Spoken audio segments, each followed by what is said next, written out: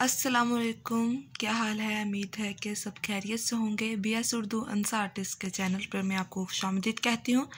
आज जो मैं आपको पढ़ाऊँगी वो पहले मैंने एहतशाम हुसैन, वो भी एक तनकीद नगार थे, और अहमद सुहेल भी तनकीद नगार थे, तो काफ़ी तनकीद नगार पढ़ा चुकी हूँ। लेकिन आज जिसके बारे में आप बात करूँगी जिस मौजू पर, वो है हसन अस्करी। हसन अस्करी की तनकीद नगारी पर हम बहस करेंगे कि वो कैसे शायर थे।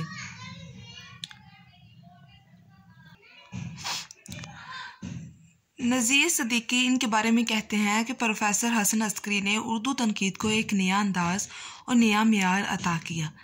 इनके यहाँ ना तो किसी मसले में राजुल वक्त असलूब फ़िक्र मिलता है, ना किसी फ़नपारे की तरफ रवायती रद्द-ए-अमल। इनकी तनकीदें चाहे नज़री हों या अमली, नुक्ता नज़र के छूतेपन से कभी खाली नहीं होती थी। अब इनकी अमली तनकीद देखते हैं कि अमली तनकीद इन्होंने कैसे की है। अगर नज़री और अमली तनकीद में हसन अस्करी को हाल के बाद उर्दू का सबसे बड़ा अहम निकात कहा जाए तो बेजा ना होगा। यहाँ तक कि हसन अस्करी की अमली तनकीदों का तल्लक है, उर्दू में इतनी हसास तनकीदें बहुत कम लिखी गई। मज़ेदार शायर, हाली की मुनाजात बेवा, मीर और गज़ल, ये और इस तरह के मज़ामीन अस्करी की अमली तनकीदों के नुमाइंदा नमूनों की हैसियत रखते हैं। फ़लसफ़ाना अंदाज़ इनके मज़ामीन पर नज़र दौड़ाएंगे, फिर बाद में कि मज़ामीन कैसे थे, कौन से मज़ामीन इनके बहुत ही अहम थे और इनमें कैसी झलक नज़र आती थी हमें। फ़लसफ़ाना अंदाज़ इनमें हमें बहुत ज़्यादा नज़र आता है, जैसे कि हसन अस्करी की तनकीदों में फ़लसफ़ियों के फ़लसफ़े से नहीं, फ़नकारों के फ़लसफ़े से बहस होती है। यानी वो फ़लसफ़ा जो उन्होंने बड़े नावल नगारों के नावल और बड़े शायरों की शायरी से अख़ज़ किया। इनकी तनकीद तारफ़, तशरीह, तर्जमानी और तबलीग के फ़राइज़ अंजाम नहीं देती, बल्कि ज़ेरे बहस मौजू या मसले की तरफ एक तख्लीकी फ़नकार के रवैये को ज़ाहिर करती है। अब हम थोड़ा थोड़ा बताना है कि इनमें फ़लसफ़ाना अंदाज़ भी है और इनके यहाँ अमली तनकीद भी देखने को मिलती है। अब हम देखते हैं कि इनके मज़ामीन कैसे थे। मज़ामीन इनकी दो तनकीदी किताबें हैं, दो तनकीदी किताबें और भी हैं। जलकिया, जैसे ये शायद रसाला है, जलकिया इनकी वक्त की रागनी। ये इनकी दो तनकीदी किताबें हैं, इंसान और आदमी, सितारा और बादबान। हसन अस्करी के मज़ामीन में इंसानी तकदीर और इंसानी अक़दार के से बड़ी गहरी दिलचस्पी का इज़हार मिलता है।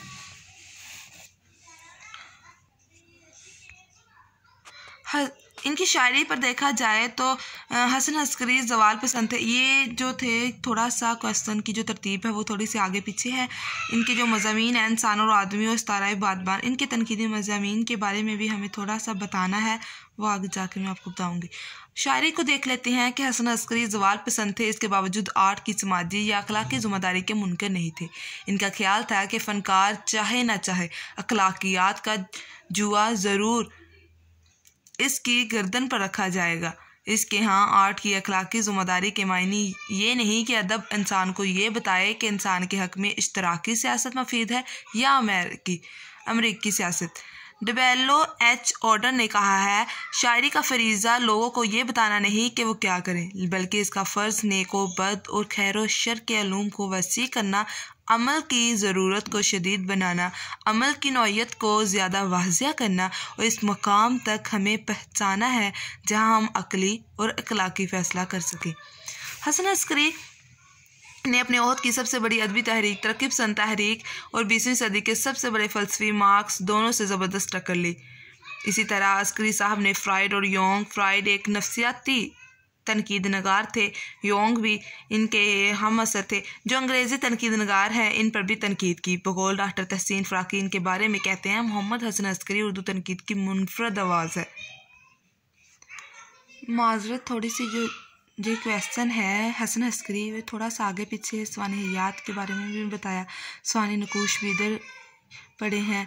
मतलब कि जब हमें या उस्ताद कराम हमें पढ़ाते हैं तो इसके बारे में हमें इतना ख़ास इल्म नहीं होता पहले, तो काफ़ी सवाल ऐसे थे कि मैंने जब टीचर ने या हमारी मैम ने 1-2 क्वेश्चन पढ़ाए तो मैंने पहले से ही क्वेश्चन को तैयार कर लिया।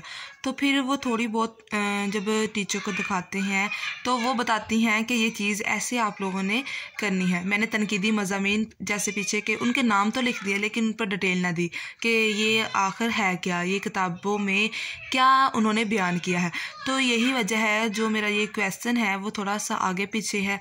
तो फिर कुछ क्वेश्चनों की जल्दी नोयत की समझ आ जाती है कि क्वेश्चन को हमने कैसे तैयार करना है, लेकिन इसका थोड़ा सा मवाद तो सारा ही है लेकिन थोड़ा सा आगे पीछे है, इस बात की माजरत।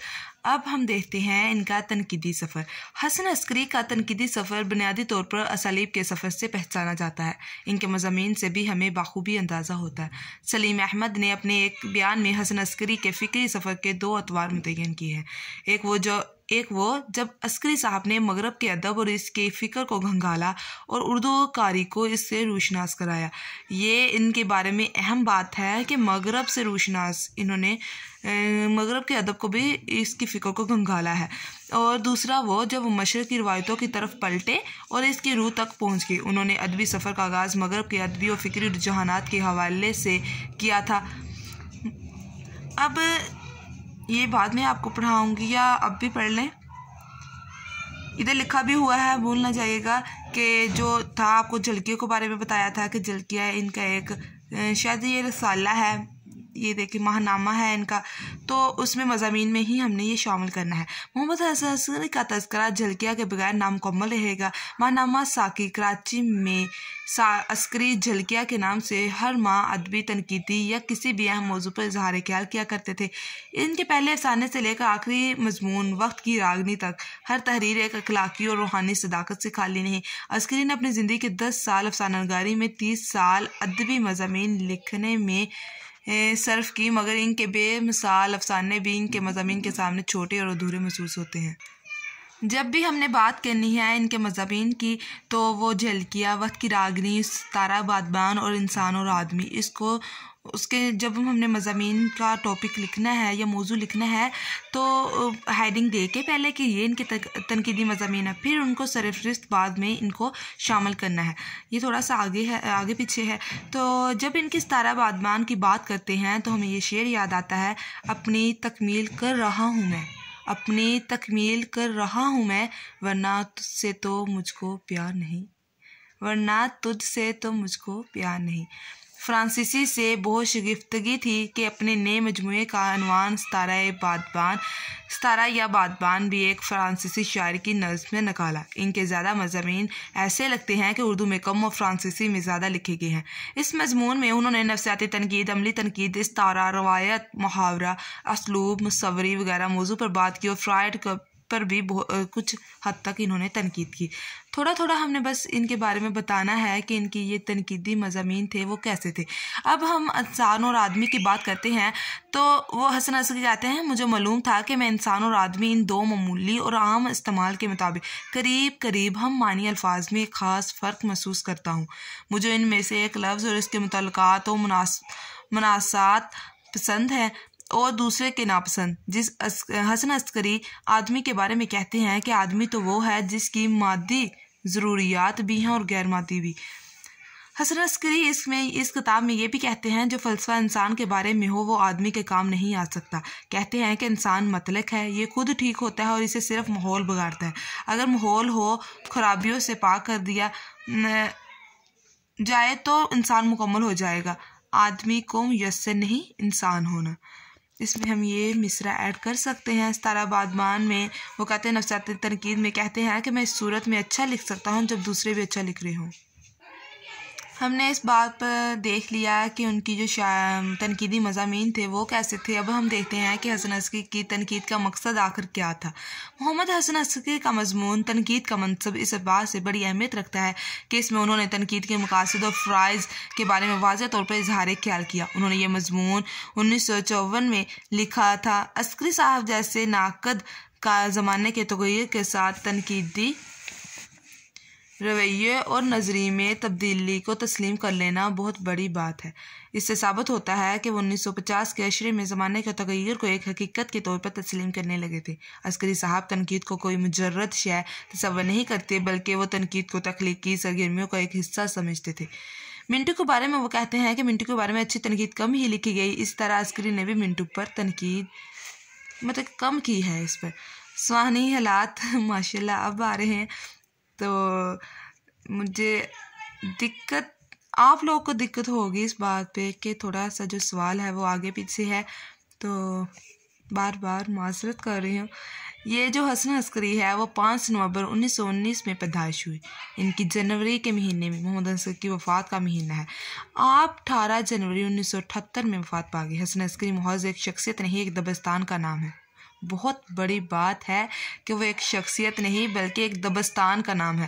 عسکری نظریہ ساز، نقاد، مترجم، افسانہ نگار، کالم نگار اور انگریزی ادب کے استاد تھے۔